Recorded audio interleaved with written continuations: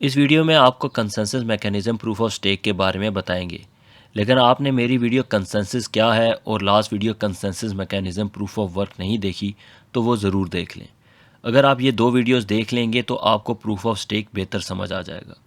तो चलें आज हम दूसरे कंसेंसस मैकेनिज्म पे बात करते हैं कि ये कैसे प्रूफ ऑफ वर्क से डिफरेंट है। प्रूफ ऑफ स्टेक क्या है? पहले हम कंसेंसस को एक्सप्लेन कर लें बिल्कुल लास्ट वीडियो की तरह। अगर आपने मेरी लास्ट वीडियो देखी है तो आप कंसेंसस के पार्ट को नीचे टाइमलाइन में स्किप करके डायरेक्टली प्रूफ ऑफ स्टेक के चैप्टर पे जा सकते हैं। कंसेंसस मैकेनिज्म बहुत किस्म के हैं। अगर आप क्रिप्टो और ब्लॉकचेन में न्यू नहीं हैं तो आपने प्रूफ ऑफ वर्क और प्रूफ ऑफ स्टेक के बारे में ज़्यादा सुना होगा। हम इस वीडियो में proof of stake consensus mechanism पे बात करेंगे। और अगर आप क्रिप्टो और ब्लॉकचेन में नए हैं तो कंसेंसस या प्रूफ ऑफ स्टेक की टर्म से आपने सबसे पहले घबराना नहीं है। इसको हम सिंपल टर्म्स में एक्सप्लेन करेंगे कि ये एग्जैक्टली है क्या। प्रूफ ऑफ स्टेक को बेहतर समझने के लिए हम पहले कंसेंसस को एक्सप्लेन करते हैं एक सिंपल एनालॉजी से। इमेजिन करें कि चार चोर हैं जो बैंक में चोरी करते हैं। ये चोरी कुछ इस तरह करते हैं। एक चोर ड्राइवर है जो गाड़ी में होगा, एक चोर बैंक के गेट में खड़ा होगा और दो चोर बैंक के अंदर जाएंगे चोरी के लिए। बैंक के 10 एम्प्लॉयज़ हैं जो इस चोरी को होता देखते हैं। जब चोरी हो जाती है पुलिस एज़ यूजुअल चोरी के बाद आती है और इन्वेस्टिगेट करती है इन 10 एम्प्लॉयज़ का इंटरव्यू लेकर। इन 10 एम्प्लॉयज़ में से 3 एम्प्लॉयज़ कहते हैं कि सिर्फ 2 चोर थे, एक एम्प्लॉय कहता है 3 चोर थे और बाकी 6 एम्प्लॉयज़ कहते हैं कि 4 चोर थे। इस सिंपल मिसाल में आप एज अ पुलिस इंस्पेक्टर किन एम्प्लॉयज़ की बात सुनेंगे? जनरली आप इन 6 एम्प्लॉयज़ की बात को ज़्यादा वज़न देंगे क्योंकि मोर देन 51% एम्प्लॉयज़ अग्री कर रहे हैं कि 4 चोर थे। तो यहाँ आपने कंसेंसस डेवलप की यानी इत्तेफाक राय ली 10 एम्प्लॉयज़ से एक इवेंट के बारे में। तो बेसिकली इसको कहते हैं कंसेंसस या इत्तेफाक राय। इसको दूसरे लफ्ज़ों में आप कह सकते हैं कि सब लोग या मेजॉरिटी किसी एक डिसीजन या एक पेज पे आ जाएं। तो अब बात करते हैं consensus mechanism proof of stake की। प्रूफ यानी सबूत या एविडेंस और स्टेक यानी दांव पे लगाना या अपना हिस्सा डालना। दूसरे लफ्ज़ों में अपना हिस्सा दांव पे लगाने का सबूत देना। इसको भी सिंपल एनालॉजी या एक मिसाल से एक्सप्लेन करते हैं। इमेजिन करें कि 5 वर्कर्स हैं जो हीरों की कान या डायमंड माइन में काम करते हैं और इनके पास अपने अपने हथियार हैं माइन को खोदने के लिए। एक दिन इन सब को इस डायमंड के माइन में एक तिजोरी मिल जाती है। अब इन 5 माइनर्स में से सिर्फ एक माइनर को तिजोरी मिलेगी और इसकी सिलेक्शन लॉटरी ड्रॉ से होगी। जिस माइनर के पास सबसे ज़्यादा लॉटरी टिकट होगी उसको लॉटरी जीतने का चांस ज़्यादा होगा।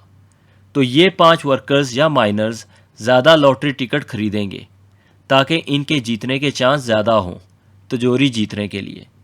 इस रैंडम प्रोसेस से जो वर्कर लॉटरी जीतेगा वो तिजोरी से डायमंड्स ले जाएगा। ठीक इसी तरह अभी आप इन 5 वर्कर्स को 5 कार्डानो ब्लॉकचेन के वैलिडेटर समझें। इनके 5 हथियारों को 5 सिंपल कंप्यूटर सिस्टम समझें और कार्डानो ब्लॉकचेन को डायमंड का माइन समझें। एक दिन इन वैलिडेटर्स को कार्डानो ब्लॉकचेन में डायमंड माइनर्स की तरह एक तिजोरी मिलती है। इस तिजोरी को ब्लॉक कहते हैं। इस ब्लॉक को वैलिडेट करने के लिए इन 5 कार्डानो वैलिडेटर्स में से एक वैलिडेटर सेलेक्ट किया जाएगा वर्कर्स की लॉटरी टिकट की तरह।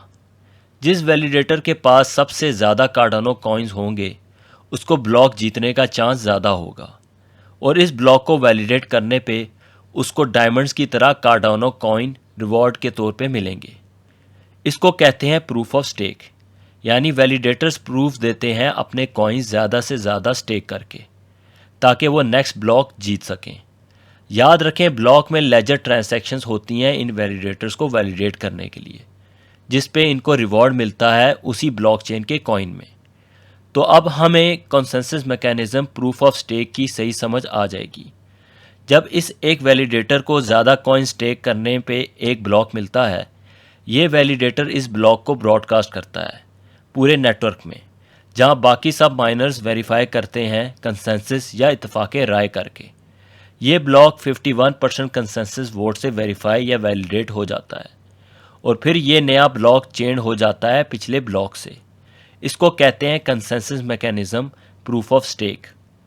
आज के दौर में ये कंसेंसस मैकेनिज़्म कार्डानो और सोलाना यूज़ कर रहे हैं। एंड में प्रूफ ऑफ स्टेक की कुछ फीचर्स बयान कर लेते हैं ताकि इसको हम बेहतर समझ जाएं। Proof of stake mechanism develop किया गया था प्रूफ ऑफ वर्क के मुकाबले में, क्योंकि प्रूफ ऑफ वर्क में कॉम्प्लेक्स कंप्यूटर्स और बिजली बहुत यूज़ होती है ब्लॉक जीतने के लिए। प्रूफ ऑफ स्टेक इस प्रॉब्लम को सॉल्व करने में हेल्प करता है। ये कंप्यूटेशनल पावर को सब्स्टिट्यूट कर रहा है स्टेकिंग से, जिसमें आपको कॉम्प्लेक्स कंप्यूटर हार्डवेयर और ज़्यादा बिजली की ज़रूरत नहीं। यानी आपको ब्लॉक विन करने के लिए सिर्फ अपने कॉइन स्टेक पे लगाने पड़ेंगे, जो एक सिंपल कंप्यूटर या किसी ऐप के ज़रिए कर सकते हैं। दूसरी फीचर जो कॉइन्स ये वैलिडेटर्स ख़रीद कर स्टेक या लॉक करेंगे, ये इनको नहीं मिलेंगे जब तक ये सही ट्रांजैक्शंस को वेरीफाई नहीं करते। यानी इनके स्टेक हुए हुए कॉइन्स स्लैश हो सकते हैं, यानी कट सकते हैं। इसका मतलब ये फीचर ब्लॉकचेन के नेटवर्क को सिक्योर करने और फ्रॉड ना करने में हेल्प करती है, क्योंकि अगर वैलिडेटर नेटवर्क पे फ्रॉड करेगा तो उसके स्टेक्ड हुए हुए कॉइन्स कट जाएंगे। स्लैशिंग का कॉन्सेप्ट प्रूफ ऑफ वर्क में नहीं है। तीसरी फीचर इस मैकेनिज़्म की ये है कि इन सब वैलिडेटर्स में से एक वैलिडेटर रैंडमली चुना जाता है। ये कैसे चुना जाता है? जिसके पास सबसे ज़्यादा कॉइन स्टेक्ड हों या लॉक्ड हों, उसका सिलेक्शन के चांसेस ज़्यादा होते हैं। दूसरा रैंडमली तरीका चुनने का ये है कि एक वैलिडेटर कितनी देर से कॉइन्स को स्टेक कर रहा है। ये दोनों वैलिडेटर की सिलेक्शन ऑप्शंस हेल्प करती है ब्लॉकचेन को सिक्योर और रिलायबल करने के लिए। यानी जो शख्स अपने कॉइन्स ज़्यादा स्टेक करेगा और देर तक रखेगा, उस पर भरोसा ज़्यादा किया जा सकता है एज अ ट्रांजैक्शन वैलिडेटर। तो ये तीन फीचर्स डिफरेंट ब्लॉकचेन्स डिफरेंट तरीके या मॉडल से डिप्लॉय करते हैं। मसलन तीसरी फीचर की एग्जांपल लें तो पोल्काडॉट ब्लॉकचेन का मिनिमम स्टेकिंग 140 डॉट्स हैं और स्टेकिंग पीरियड 28 डेज है। यानी 28 डेज तक आप अपने डॉट निकाल नहीं सकते। और अगर कार्डानो ब्लॉकचेन को देखें तो इसका कोई मिनिमम स्टेकिंग नहीं और कभी भी अनस्टेक कर सकते हैं कार्डानो के कॉइन आडा को। ये ब्लॉकचेन्स टाइम के साथ ये फीचर्स चेंज करते रहते हैं। लास्टली आपको बताता चलूँ, इथेरियम ब्लॉकचेन भी सून कन्वर्ट हो जाएगा प्रूफ ऑफ वर्क से प्रूफ ऑफ स्टेक में। होपफुली आज की वीडियो ने प्रूफ ऑफ स्टेक के कॉन्सेप्ट को क्लियर कर दिया होगा। इस वीडियो को यहाँ एंड करते हैं क्योंकि मुझे लग रहा है आप सब मेरी तरह सोने के मूड में हैं। तो सोने से पहले वीडियो को लाइक और चैनल को सब्सक्राइब ज़रूर कर लें। Thank you for watching and see you soon.